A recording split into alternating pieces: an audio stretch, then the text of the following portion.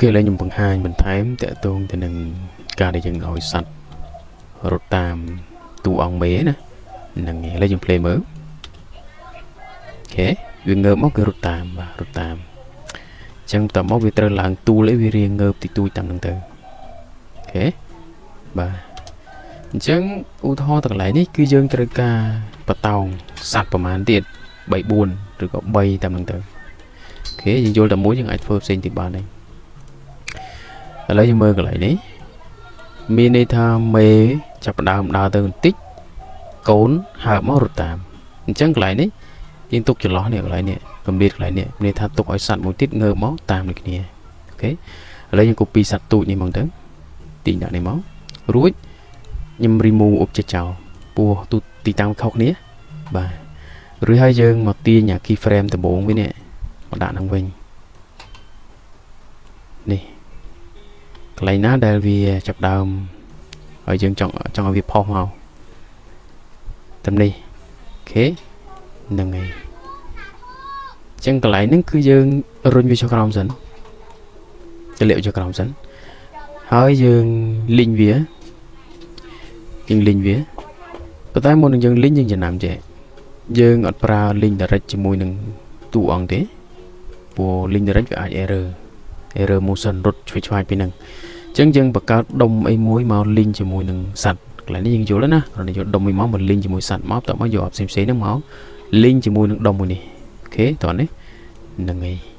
អញ្ចឹងឧទាហរណ៍ថាយើងចង់ឲ្យសัตว์នេះគឺមានន័យថាដល់ត្រឹមនេះគឺឲ្យវា link លើបាត់អានោះយើងចុច F5 មកយើងមកចុចចេះវិញហ្នឹងហើយដើម្បីមើលទៅលើឈ្មោះបន្ទាប់មកកន្លែងនេះគឺពេលដែលវាដើរចឹងអាកន្លែងនេះចំណុចនេះគឺយើងត្រូវ link ជាមួយដុំនេះអូខេសัตว์ដែលយើងបានបង្កើតមិនហ្នឹងយក link យកនេះមកហ្នឹងហើយអូខេបន្ទាប់មកពេលដែលវាដើរដល់ត្រឹមនេះចាំយើងឲ្យវាយើងចង់ឲ្យវាចេញពីណាចេញពីនេះអញ្ចឹងកន្លែងនេះយើងទាញផុតសិននេះ link កន្លែងនេះឲ្យវាដើរដល់នេះយើងទាញវាចេញមកអូខេហ្នឹងហើយឥឡូវយើង play អូខេហ្នឹងហើយអញ្ចឹងដល់ត្រឹមនេះយើងគ្រាន់តែថែម motion ដើរវារត់វាទៅចុចមើលស្ដាំយក perform យកនេះក្រោមមករត់មក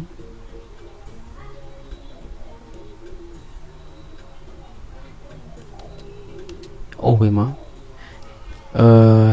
នេះបន្តិចពេលដែលយើង control Z យើងចំណាំជាទៀតក្នុងករណីដែលយើងដាក់ motion វារត់ណាកុំដាក់ឲ្យគងទៅលើ key frame មួយនេះចឹង error ហើយអូវាផុត key frame ដែលយើងបានកំណត់នេះហើយចុចមកស្ដាំចាំយក motion មួយនេះអូខេ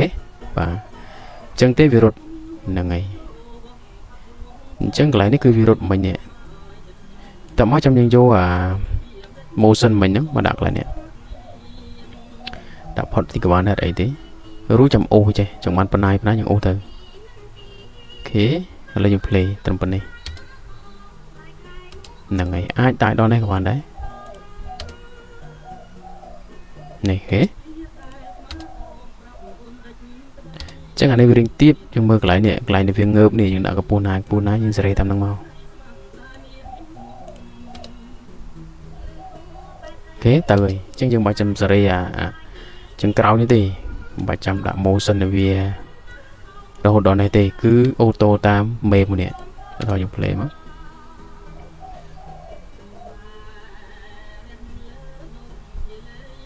អូខេប៉ុន្តែយើងត្រូវសេរីកន្លែងនេះមកតង់ទៀតអូខេហ្នឹងហើយនេះយើងមកសេរីកន្លែងណាដែលវារៀងឡើងទូលយើងមើលកន្លែងនេះមានន័យថាពេលដែលអានេះឡើងទូលអានេះវារៀងចុះនេះគេរៀងលឹបបាត់ហើយបាទអញ្ចឹងដល់ត្រឹមនេះយើងសេរីបន្តិចចុច F3 មកអស់លេខ3មកមិនចុចលេខ3ទេយើងសេរី key frame កន្លែងនេះដល់ត្រឹមនេះ យើងចុច keyframe មួយទុកកន្លែង transform ហ្នឹងហើយ double click មកដល់ត្រឹមនេះទាញវាទៅលើវិញអូខេហ្នឹងហើយដល់ត្រឹមនេះ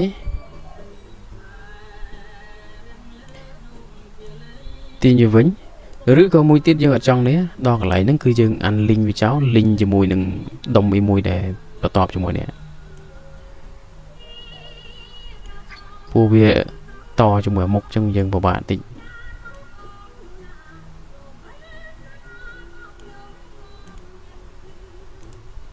អូខេដល់មុខនេះយើងលើកតិចមកកន្លែងនេះអត់អីទេនេះ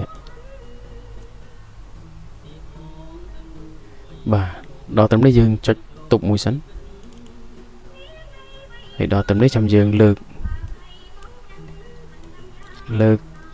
ពោះមកពវល់តិចមកកន្លែងនេះយើងពវល់ជាតិតិចមក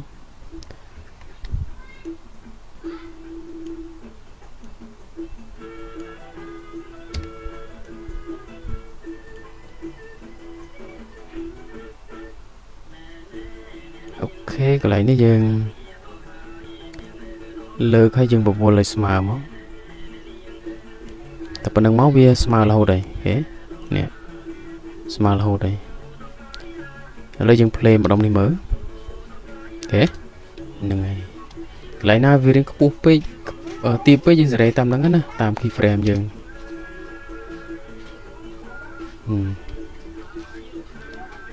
ដល់តំនេះមកយើងដាក់ idol វិញមកអូខេបាទដល់តំណាវាឈប់នេះដល់ត្រឹមនេះយើងអាចមើលទៅលើមេធំគឺអស់តំនេះយើងអាចបង្កើតទង់ជាតិមួយចំណាំទៅនេះទង់ជាតិកន្លែងនេះអញ្ចឹងចុចអានេះយើងអាចទាញតម្រឹមនេះមកហើយនេះយើងទាញវាប្រអប់វិញមកអូខេដល់តំនេះយើងអាចចុច idol វិញមកយើងអាចទាញ import សិនណាយក perform យក idol សัตว์នេះមានច្រើនណាមាន idol ROM idol ផ្សេងៗទៅអូខេហ្នឹងហើយអញ្ចឹងចាប់ទាញវាបញ្ចូលមក motion ខ្លះ copy បានអញ្ចឹងយើងអាច copy មកតេស្តមើលទៅអត់ឲ្យទេ version នេះ version ចាស់ copy បាន motion ប្រភេទសัตว์ដូចគ្នាយើង perform ទៀតមកដាក់ដូចគ្នាមកមិញidol 3 idol 4មិញអូខេ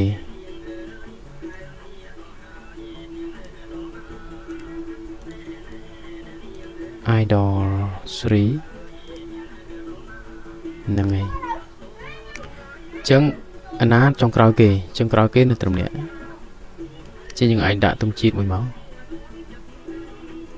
តោះមកចាំយើងអានេះស្មើគ្នាតា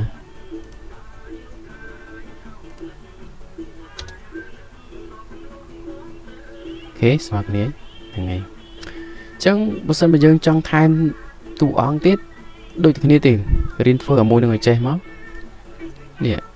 អាកន្លែងទៅប្រហើមនេះកន្លែងហើមនេះយើងធ្វើមិនធ្វើឲ្យវាចេញណាហើមមកពឹបដើរមក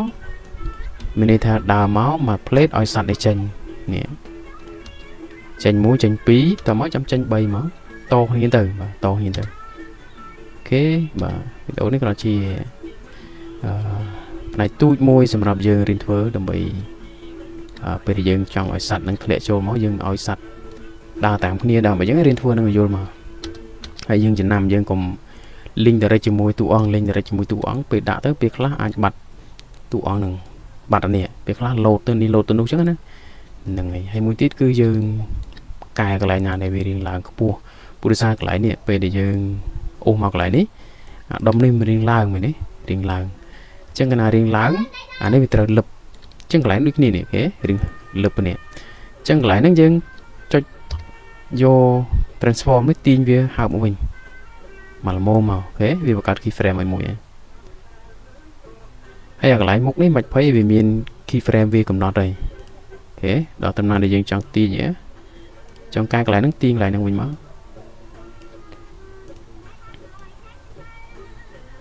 នេះកន្លែងនេះវារៀងហើបយើងទាញវិញមកអូមើលតែម្ដុំហ្នឹងទៅបានហើយផុតពីហ្នឹងលេងអីហេហ្នឹងហើយយើងអូសមកចុះកន្លែងណារៀងហើបខ្លាំងអីយើងនេះទៅកន្លែងនេះយើងហើបខ្លាំងយើងទាញចុះវិញមក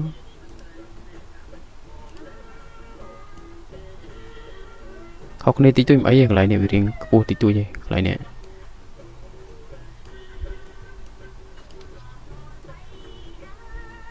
ខេបាទអូខេចឹងវីដេអូនេះគឺមានប៉ុណ្ណឹងយើងចង់ដាក់សัตว์ប៉ុន្មានក៏បានដែរប៉ុន្តែសំខាន់យើងបន្តគ្នាបាទបន្តគ្នាទៅបាទចឹងវីដេអូនេះគឺមានប៉ុណ្ណឹងបាទ